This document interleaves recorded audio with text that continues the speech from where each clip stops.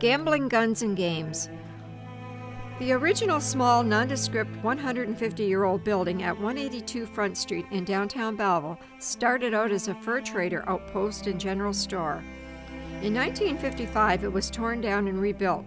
Still, the original foundation's colorful history hides many long-forgotten secrets and stories from days gone by. For over 50 years, Eddie Thomas and his son Don made money running a popular smoke shop, selling everything from fresh buttermilk to live bait. However, the really big money was collected in the smoke-filled back room, where the high-stakes poker games were held. The 1920s saw rowdy poker games and heated gambling discussions that sometimes led to fisticuffs at the infamous smoke shop. For some long-lost reason, that could be why the upstairs room was known as a bucket of blood. Back then, the cost to play poker was 50 cents from each player, in return for using the dark, smoke-filled room. A more casual afternoon game had a 2-cent ante, and evening games upped the ante to 25 cents.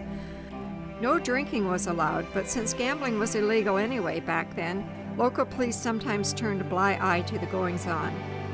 There was a huge 12-seat table for the regular players and a smaller one for the big money players. Steely-eyed gents arrived by train and flashing motor cars from Toronto and Montreal on Friday afternoon, went out for a nice dinner, and played from 8 p.m. that night until Sunday afternoon. It was a rowdy, no-holds-barred type of crowd, and Ed kept an old pistol under the counter on top of the safe to deter any would-be robbers. Locals said the gun was so rusty it would have been more dangerous to discharge it than to worry about any robbery. The Irish and Jamaican sweepstake tickets they sold were illegal to buy at the time and considered a form of gambling, but you could legally win the $250,000 sweepstake prize. Every payday, the local railway workers lined up all the way to the Four Corners to get their checks cashed.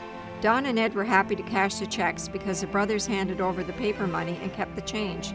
They were a really excellent father and son duo, and neither of them ever smoked or drank. They were avid supporters of our community and even bought the old arena when it fell on hard times. The 1950s was a great time to be a budding entrepreneur in downtown Belleville. This writer took full advantage of every opportunity presented. At 9 years of age, the first rung on my career ladder was a paper route in downtown Belleville for the Intelligencer. I would finish deliveries every afternoon around 5 p.m. and drop my last paper of the day next door to Ed Thomas Cigar Store. Ed and Don Thomas greeted me every afternoon with a big hello and a delicious ice cream cone, followed by a chewy licorice cigar. I literally had a cigar hanging out of my mouth my whole paper route career.